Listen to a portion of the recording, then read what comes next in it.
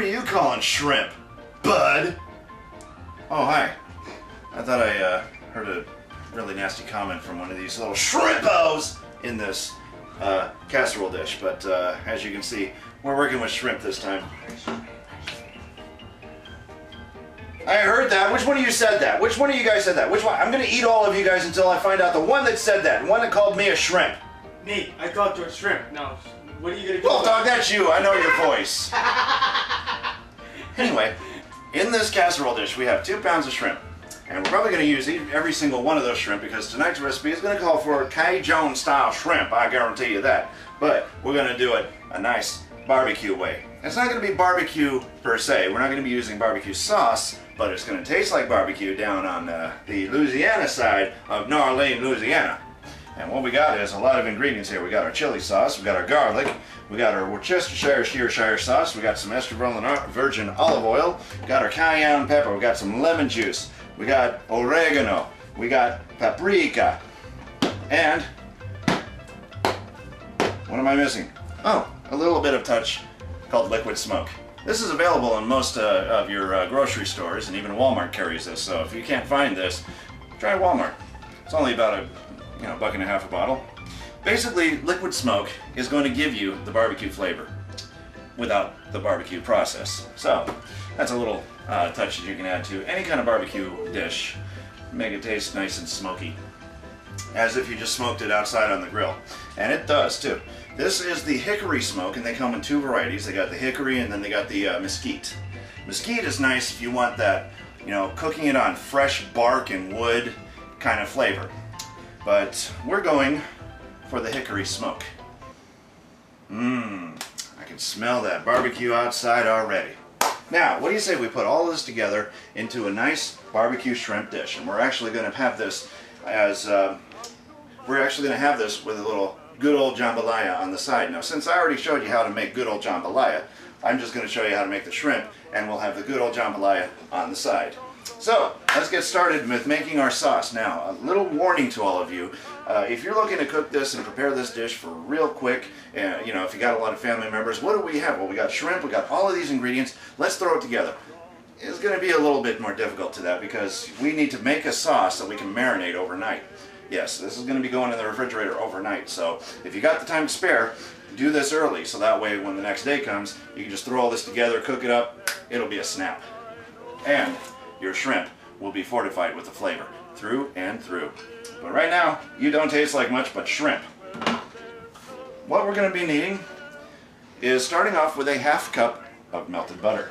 Please use real butter, not margarine, because butter makes all the difference in the world, and it uses less vegetable oil and more dairy. Also coats better, makes a better sauce that way. So, that's 1 full stick of butter if you just got the sticks. That's 1 full stick of butter into a small to medium saucepan. We got our ½ cup of butter right there. Then we're going to add 4 tablespoons of chili sauce. Now, if you don't have chili sauce, you can actually make chili sauce out of ordinary ketchup and chili powder mixed together, and you have chili sauce. Or you can just go right to the store and buy a bottle of it. There it comes, and there it is. There's 1 tablespoon. I'm going to need 5 of those, or 4 of those, sorry. 4 tablespoons of chili sauce. You can also add crushed red pepper to that too if you want it really peppered up. There's 3, and 1 more for 4. Oh, a little bit too much there, but that's okay. There's your chili sauce. Alright. Okay, next we're going to reach for our extra virgin olive oil. And we're going to be needing 3 tablespoons of this stuff. So, 3 tablespoons of that going in. 1, bloop, 2, bloop, and 3 tablespoons of extra virgin olive oil. And again, you can find this in any grocery store. You don't have to pay too much money to get the premium stuff because the generic stuff tastes just about the same as the real stuff. Or the real expensive stuff, might I add. Now, it also helps for color to add just a little bit of parsley. No flavor, just color. But since we're adding oregano anyway, you'll still get green. So parsley is just an extra little measure that you can add. Okay, our next ingredient is going to be 2 tablespoons of Worcestershire sauce, however you want to say it, it's still the same stuff. So 2 tablespoons of this stuff going in, and we are using nothing but the best lean parents. Why? Because they were out of the generic Worcestershire sauce. Worcestershire sauce. Or Worcestershire sauce. There is no real way to pronounce Worcestershire sauce, because some people will say Worcestershire sauce. Some people say Worcestershire sauce. So it's whatever you make of it, it's still the same stuff. And Lee & Perrins is probably the best you can get because it's the most expensive. And it also comes in a nice little bag out on the outside of the bottle. But then once you break through all that, you still got to break through the plastic seal, pop it open. Okay, we're going to need 2 tablespoons lemon juice. And you can just get the, ordinary plastic lemon juice. And since this is brand new, you're going to have to pierce the top with a knife. Just like this. And make like an X there. We have Shake your groove toothpicks. thing, shake your groove thing, yeah, yeah. Well, it's got to be able to penetrate. The toothpicks will just break. So, 2 tablespoons of lemon juice. 1. And then tomorrow, when we're ready to cook this, we'll show you how to garnish your plate with some extra lemon. 2. And it's just a garnish. It's just decoration. That's what it's going to be. Okay, so that's now the only hard part about using a knife. It's kind of difficult to close that back up. But anyway, we got our lemon juice in there. Now let's add, where's our parsley? Well, we don't have parsley actually. So we're actually just going to go straight into the oregano. And for oregano, we're going to just need 1 teaspoon. Okay, there we go. I knew that teaspoon would fit in there. 1 teaspoon of oregano. That's all you need. Nothing more than that. And 1 teaspoon of paprika. Paprika right here. I'm gonna have to twist this off for the 1 teaspoon of paprika. Now you know how much I love paprika, so I'm just gonna give it a little bit more. There you go. Nice heaping teaspoon of paprika going in. Because I love this stuff. You can never have too much paprika. Now look at the beautiful array of color. You got green, you got yellow, you got red. It almost looks like Christmas without the yellow there. Okay, now let's go with a little bit of a chance I'm going to take. How about 1.5 teaspoons of cayenne pepper? Because we're going to need a little spicy kick. So there's 1, and then maybe about 1/2 of cayenne pepper. So it'll be a little spicy. And for an extra added measure, feel free to cut up a couple of okra and throw that in there too. Okay, grab your teaspoon, grab your liquid smoke. This is where the extra flavor comes in, because liquid smoke is nothing more than just a flavor agent that makes it taste like you cooked it outside. And we're going to use 1.5 teaspoons of this stuff. Liquid smoke. 1.5. Don't need much, because that's a strong flavor going into there. And then, crowning achievements, we're going to need 5 cloves of garlic. After all these ingredients go into your saucepan, you're going to need 5 cloves of garlic. So we're going to count it out in measurements of a tablespoon if you get the jar, which contains about 2 to 3 good-sized cloves of garlic. So we'll call that 2.5. There goes my liquid smoke. And another one for 5. Get all that juice out of there. Y'all don't want no garlic juice in something that got plenty of garlic as it is. So just take a generous portion like that and just kind of squeeze the juice out of the side there and try not to knock any onto the floor there. And there we go. There is 5 cloves of garlic. You might actually have 6 or 7 in there after that, but you know what? Garlic goes good with any meal. But that should be an appropriate amount for cloves of garlic. Now, if you want a little bit of extra heat, feel free to add some Tabasco sauce to that, because Louisianans love their Tabasco sauce. They love Tabasco sauce, Chipotle sauce, anything Tabasco. So add a little hot sauce in there if you got it. If you don't got it, don't worry. Just add a little bit more cayenne pepper. And we're just going to sprinkle that in there to make up for the... So we'll just bring that up to about 2 tablespoons worth cayenne pepper, or 2 teaspoons worth, sorry. 2 teaspoons worth cayenne pepper. Now, we are ready for the cooking of the sauce. This is what we are going to make our marinade out of. So we're going to stir all of this stuff together. Make sure it all comes together and mixes well. We're going to heat this up until it starts bubbling a little bit. Once it starts bubbling, we're going to reduce the heat and simmer for about 10 minutes. Now look at that. That looks like some good sauce, don't it? Yeah, there we go. That is the color of Bourbon Street right there. Well, the sauces they use on Bourbon Street, I don't know if it's the actual color of Bourbon Street, but it's going to taste like you just got it down on Bourbon Street in New Orleans, Louisiana. Now, I wanted to do, while I'm mixing the sauce, I'll tell everybody right now that you're probably waiting for a good crawfish recipe. And I'd love to make some crawfish, but do you know how expensive it is to get a whole bunch of crawfish? Very. If you don't live in Louisiana, where can you get it? We live in Ohio. Where can you get crawfish in Ohio? The answer is, well, lots of luck. So, unfortunately, until I find some crawfish, I'm not going to be able to do a good crawfish recipe. I can do catfish. That will be coming up. But no crawfish. Because, you know, if I had a cast iron skillet, I can make blackened catfish. Because Louisianans love their catfish too.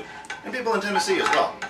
As a matter of fact, in Tennessee, if you go to Paris, Tennessee, every year they have the Catfish Festival. I've been to it. Interesting. Oh yeah. People in Central America and Southern America, they all love them some catfish. And I love me some catfish. But unfortunately, I ain't got none right now. Because we got to go a little bit lenient on the food budget. I mean, we practically had to fill up our entire house here with food that we can survive through the month.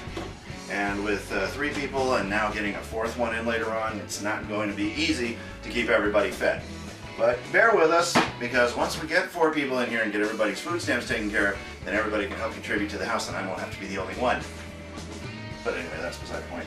Keep on cooking this stuff up. We're going to set it to a medium flame of about 5 to 6 until you start seeing some bubbling action. Now, let's take a look at our sauce and see if we can identify some of our ingredients. Of course, you got your chili sauce, and you got the butter, which is really mixed in there. Now you got your garlic. You see the garlic there, and your oregano. And if you really want to add a couple of bay leaves to that. As a matter of fact, let's do that. Let's add a couple of bay leaves. Because Louisianans love cooking with bay leaves as well. So we're just going to add 2 bay leaves to the top of that. And the beauty part of cooking with bay leaves is basically you let it simmer.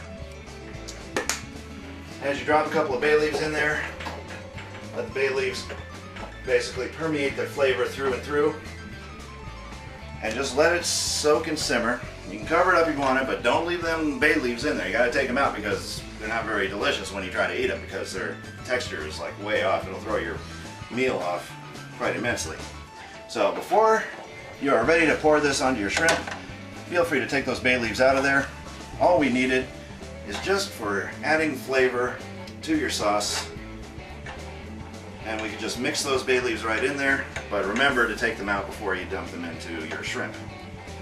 And bay leaves can also be used to add extra flavor to your spaghetti sauce and anything like that. Tomato sauce, marinara sauce. You can add it to your shrimp gumbo if we're talking about nice Louisiana recipes down south. Add it to your shrimp gumbo, add it to your jambalaya, add it to your shrimp stock. When you make shrimp stock, you definitely need it for a shrimp stock. Any kind of sauces you make, feel free to add a bay leaf or 2. And smell that sauce. Woo, baby! Oh man, I'm starting to feel teary-eyed. I don't know about you, but I am loving the smell of this sauce. This is a nice Cajun chili sauce, also barbecue, because we added liquid smoke. Now, if you don't have liquid smoke, feel free to just add about a tablespoon or 2 of just regular hickory flavored barbecue sauce. You can add barbecue sauce. I choose to go a little more traditional. Makes it feel like you, or taste like you cooked it outside on the grill, but you really didn't. That's the whole purpose of liquid smoke. Now look at this stuff. It's starting to really bubble and boil. And when you see a nice roll and boil, this is just a beginning phase of a boil. But when you see a nice rolling boil, that's when you know you got to turn it down and let it simmer for 10 minutes.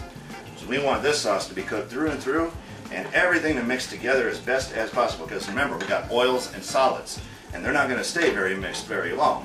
It's going to separate like nobody's business. So by cooking it at a higher temperature, hopefully it'll get all of those ingredients to kind of meld together as one. But you should be so lucky because look at that, he's even separating up here. See that? Alright, now we're getting to be a pretty hectic boil here, so let's turn it down to low now. And wait for them bubbles to stop bubbling. And then once that happens, we're going to be counting down 10 minutes. Now, while this is simmering, let me also bring you over this way and talk about our shrimp. Now, our shrimp is going to stay in that refrigerator for the minimum of 4 hours, but it's preferred to marinate it overnight in that sauce right there. Now, the formula goes as follows. Whatever we're doing tonight, do it for every 2-pound interval of shrimp that you're using. So if you use 4 pounds, then double up on the recipes making your sauce. So basically this will accommodate 2 pounds just perfectly. Or even if you're just shy of 2 pounds, it'll still do the job nicely. And get yourself a nice small, if you got like 2 to 4 pounds, get yourself a small kind of dish like that. And anything bigger than that, you can always go for the big casserole dishes from Pyrex, or Anchor Hocking makes some good ones. And possibilities are practically endless.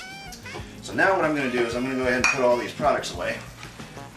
And these are the lemons we're going to be using for tomorrow when we garnish our plates, and I'll show you how to do that as well. And while this is simmering, this is going to be a long process of getting that boiled down. It's starting to smell real good. Yeah, it is. I really can't wait until this is done, but I got to wait till tomorrow to be able to cook the rest of the way. That's okay, because it gives us something to look forward to in the next day, doesn't it? But liquid smoke does not say you have to refrigerate it, so we can just stick it right up here in the cabinet. Save it for next time. And that can be used for making burgers, making steaks, making chicken, making any kind of thing you can grill outside. You want to give it a nice grill flavor, then that's what you use liquid smoke for. Otherwise, you can just use a couple of tablespoons, like I said before, of standard, regular barbecue sauce. The hickory is the most preferred kind. Now, if you want a little taste of the woods, get yourself some mesquite. That's when you're cooking with wood.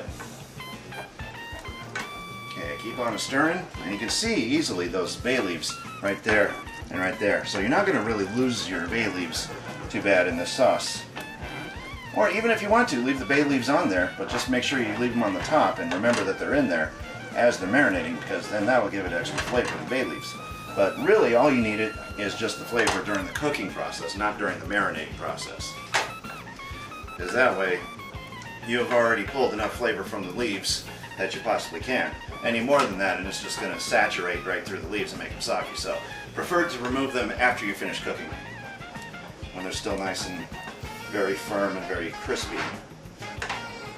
Let me smell this.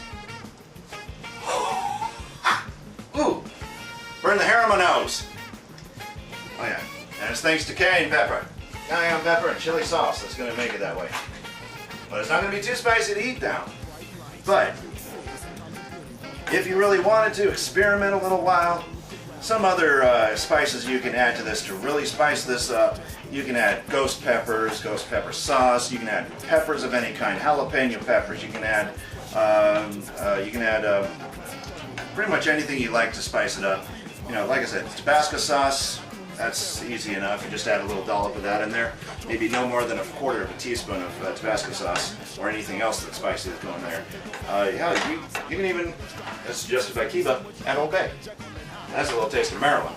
So really, you're taking two different cultures and mixing them into one. Would that create a paradox? Like open up a hole in the universe and that would suck everything up into it? You know, like a black hole? You know, the SS Enterprise just cruising along the starscape, you know, just like, whoa, Captain, what is that hole opening up? Oh no, somebody's using Old Bay and cayenne pepper in the same recipe. My goodness, no intelligent life on that planet. That looks like it's well simmered as best as it can get. You're going to still see a little bubbling here and there because this is a little tiny amount of sauce we're working with, and the littlest bit of heat will keep that going. You can really start smelling the garlic in it. Yes, you can. And that's when you know you got plenty to work with. So we're going to pull that off the fire and let it sit for a little while. And while we're doing that, let's go ahead and let that sit for a while and put all of our dishes right in here. So now what we're going to do is we're going to go ahead and pick those bay leaves on out of there. You see that? Nice and flavored. The flavor is now in your sauce. Let's dig that other one out. Hold on a second. Ooh, hot. I feel like I gotta sneeze. Oh, and don't be afraid to taste your sauce too. Now that is some spice. Wow! That's called kicking it up a notch or two. But you know what helps it along? The olive oil. The olive oil will help make all of this spice spicier. Because basically you got an oil-based sauce now. And since you've added spice to it, that spice is going to carry over into the oil, making it even spicier. Now, think about what's going to happen when you marinate this overnight in the refrigerator. That spice will simmer down a bit. So what we're going to do is pour all of that sauce right over all of that shrimp, and then we're going to stir it. I get all that garlic out of there too. Okay, that would be my phone. Alright, so all of that sauce down there, and now you want to kind of use your spoon to stir it. Make sure it covers all your shrimp. Be very careful too, because you don't want to break your shrimp up into little pieces. You want to keep your shrimp intact. Now, some people will leave the skin on the tails. Some people will leave it on there, but some people will take it off, like I've done. I prefer to take it off. No fuss, no muss. You know, I want to pick up a shrimp and eat the whole thing. I don't want to have to, you know, take the shells off of the tail and leave them on the plate, because that's very untidy. I just want to take the whole shrimp, pop it in my mouth, and enjoy it. You might too. So, now that you see that all your shrimp is covered, kind of pat them all down. That way it stays well mixed within all your sauce. Make it all nice and coated. Hence the reason for a marinade is to let it sit there so that way it melds in with your shrimp overnight. And like I said, this recipe will put your mouth on fire, but it's a good kind of burn.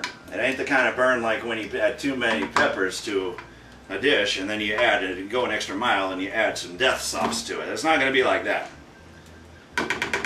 Alright, let's pop this in here. And as one of our viewers said last week on our show, or actually it won't be last week on our show, it'll be quite some time because this won't air until later, but last week when we did the old Pophead show, there was a Louisiana resident actually lives pretty close, darn close to New Orleans, Louisiana, and that would be our own Dragonhead.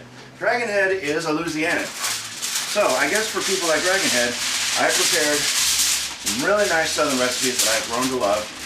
One thing I love about Louisiana is their astounding recipes for making things nice and Cajun-like, because like he said, Cajun is more than a food, it's a culture. And I agree. Culture, there is a lot of it in New Orleans, Louisiana. And we're definitely going to do some tonight. Get some foil on this and we're going to cover as best and tight as we can. We don't want any flavor escaping this. So, for people like Dragonhead, and all of you watching in Louisiana, these recipes are for you guys. I mean, heck, you never even know. Some people from Louisiana might not even know how to cook. They want to learn how to make these great recipes. They have to travel all the way to Bourbon Street to get. Of course, Bourbon Street, let's just face it, that's a really big mecca. The whole highlight of New Orleans is going down Bourbon Street and looking at all the restaurants and shops and party places, bars, pubs, you name it, they got it on Bourbon Street. It's almost like going down the Strip in Las Vegas. Only there's no, there might be some gambling there. I haven't really looked to see if there was any gambling, but I'm comparing Louisiana to Las Vegas. What is wrong with me? But if you have the means to go to Louisiana, I say do it and go to New Orleans and go during Mardi Gras. You're going to have a great time. And try to get as many beads as possible. And when you do, go down to New Orleans, Louisiana, feel free to have an extra slice of king cake on me. And we're going to be showing you how to make that as our highlight of this whole entire series of Louisiana Down South recipes. So we're going to let that in there overnight, and then we're going to come back the next day and resume cooking. So we'll just wait 24 hours, and I'm going to stand here and wait 24 hours. Don't challenge me, I'll do it. 24 hours yet? I've been standing here the whole time waiting for 24 hours. But nobody told me I could have gone up and gone to bed and waited up to 24 hours and rest. Actually, I did fall asleep. That was just a joke. You see, I went to donate plasma. I have some good old jambalaya on the stove. It is truly 24 hours. Because look at this. and pull out the shrimp from the refrigerator. This is what we had marinating overnight. Remember this? Now, we got the oven preheating at 400 degrees Fahrenheit. Remember that number, 400 degrees Fahrenheit, when this is ready to go into the oven. See, there's more garbage, more dishes. It has been over 24 hours. And look at this. Everything melded together. There is the result of your shrimp and all your ingredients mixed together to make this really thick, pasty looking substance there. And that's when everything is all nice and frigid. Now to get it unfrigerated and into a 400 degree Fahrenheit environment of our oven. Slide it in. And we're going to be cooking this for 10 to 15 minutes. And while we're doing that, let's take a look over at our Good Ol Jambalaya and see how well we're coming along. Ooh, look at that. That's a Good Ol Jambalaya. Still no okra in there, no beans, no peppers, no celery, no carrots. Just Good Ol Jambalaya. And that's what this recipe is called, Good Ol Jambalaya, because if you added more stuff to it, then it would be like celery jambalaya or red bean jambalaya or whatever you want to call it. I just kind of wish I still had some okra left from our last recipe, but after about a month they kind of go bad, so I had to throw out the extra okra that I had, otherwise we'd be using it in this recipe. So, I think that the jambalaya is just about done. I'm going to turn off the fire on it, but we're going to keep it covered because we want this stuff to stay warm. And while we're doing that, we're going to wait out the 15 minutes, and then it's going to take to heat these shrimp babies back up to its full potential. And when we're ready for that, we're going to be serving everything up and showing you everything about what it looks like in the presentation. But first, before we go away, grab yourself a couple of regular lemons. Now, I like to keep both types of lemons in the house. I like to keep the lemon juice for use in specific recipes that calls for lemon juice. And I like to keep actual lemons for the garnish.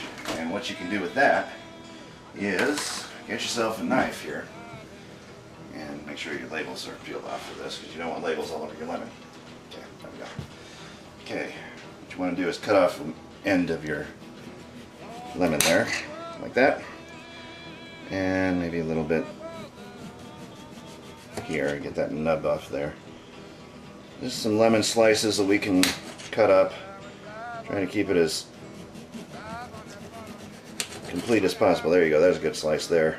When preparing your lemon slices, make sure first of all get those seeds out of there because you don't want seeds on your plate. So just pick them out by hand, just like that. And they'll usually only be in a few slices here. You just got to make sure you get them all. Okay, just toss those to the side. And then what you want to do is you want to cut up to the center, from the center to the outer edge of your lemon. Just like that. Just like that. Make a little Pac-Man dude. So that way you just twist and put it on your plate like that. We'll come to that in a moment. So for some of the slices it really didn't go that far because these really, when you get to the ends, they're kind of difficult to do that. So we'll show you another little decoration that you can do with some of the thicker lemon slices that we made.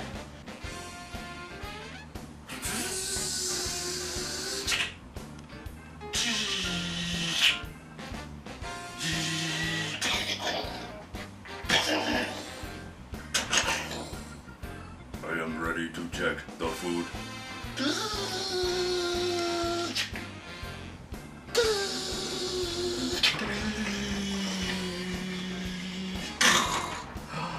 Ooh, now I smell shrimp. Well, that snaps me out of any mood. How about you? Ooh, now that's good shrimp. Look at that. Ooh, ha, ha, ha, ha, ha, ha. Ooh, that is hot. I even felt it through my oven mitts. Right over here, right across the plate. I'm ready for you, man. Come on. Strike one. Oh, no, we're not playing baseball. That's not that type of mitt. Come on, get with the program, man. All right. But, look at that. Doesn't that look good? Smells real good, too. Mmm. Now, I need something to sort of fish out of those things. How about a spatula? That'll always be good. So, let's get to decorating a plate up. Taking some of these lemon slices, just putting them over here onto the side. One there, one there, one there, and one there. Nice looking, evenly distributed lemon slices right on the side of the plate there. Now, go for some shrimp. That looks good. Look at that shrimp. Oh, I am in paradise. Right over this way. And just kind of scoop that one up into there. There we go. Now, a lot of people still like to leave the tails on them things. I don't know why. Just pick it up and pop it in your mouth. So, here you have that. Bring that one up, bring this one up. Lovely, lovely, lovely, lovely, lovely. All right. And now, some good old jambalaya. Get a spoon for this one. Yeah, here it is. And you remember my recipe on Good Ol Jambalaya, I guarantee. Now, if you don't remember jambalaya, Good Ol Jambalaya, you can look that up on YouTube, and you can actually download the recipe at bopoppets.org in the archive section. There we go. I'll put that in there.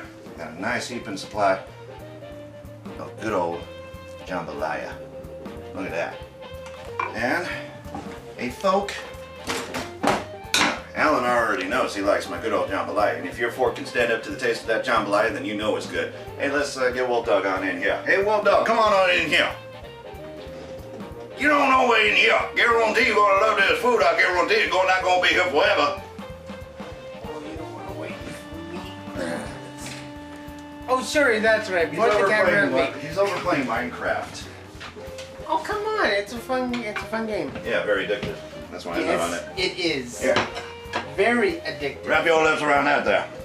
Okay. Let me know what y'all think. Try Well, the shrimp first. I Well, he already knows the jambalaya. I already know the jambalaya already. Yep, he's had it twice. This will be his third time. This is the first time I'm tasting the barbecue Cajun style shrimp. This is gonna be interesting. What y'all think?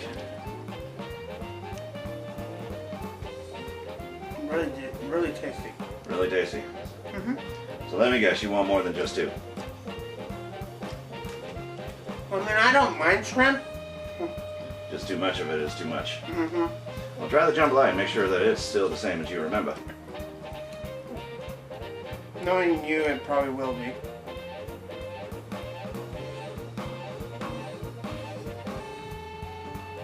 Look at that steam coming up. Oh yeah, it's the same. Yep, it's the same jambalaya as always. Well, right on. I think I did a pretty good job, I guarantee you that. Now, you say we take another way you can add a lemon garnish is just take it and twist and lay it right across the plate, just like that. Twist it and then lay it right across. I'm going to do the same thing over here. Now, tell everybody about the spice of the shrimp, the flavor.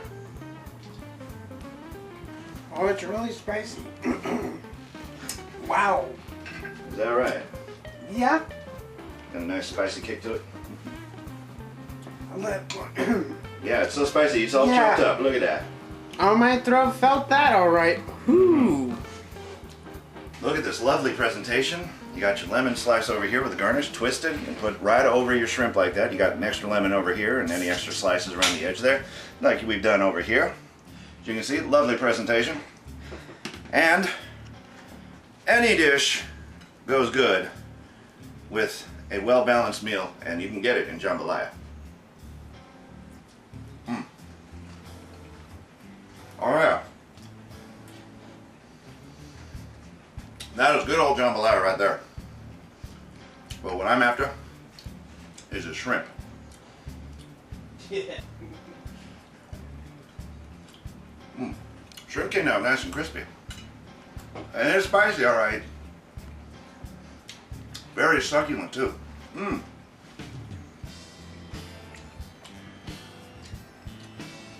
Now, if you want, use some of this garnish here to squirt a little lemon juice over your shrimp. That's what I'm pretty much going to do when I head in there and enjoy me some barbecue Cajun shrimp and good old jambalaya on the side. So try this meal out. You will not be sorry. And stay tuned next time. We're going to do us a king cake next. And then I decided to do a blackened catfish next month. So we're going to continue our Louisiana traditional recipes with blackened catfish next month. But next, after this one, it's going to be king cake. I'm going to show you how to make it. So from all of us here at the Old Pop Ed Studios, far away from Louisiana, darn it. I love Louisiana. I love going down to Bourbon Street. I love hanging out with the in crowd on Bourbon Street in Arlene, Louisiana, getting me some good food guaranteed, and maybe even walking up to Mr. Chef Paul Prudhomme and tell him how much I love his seasoning, and then have him try a little dinner of mine. I'll tell you one thing. Get me to some of them restaurants on Bourbon Street, you won't get me out of them, I guarantee you that. So, from all of us here, to all of you out there, good luck on your food. And remember, if you're not cooking good, you're definitely not down in New Orleans, Louisiana.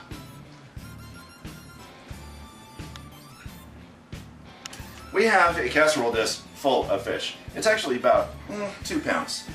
2 pounds of fish. And for this recipe, you're probably going to need Oops. What'd you drop? Oh, a cup? Let's go in there. I forgot what I was going to say again. Oh, that's the joy of The joy of impromptu. Something about shrimp. Yeah, something about shrimp. Okay.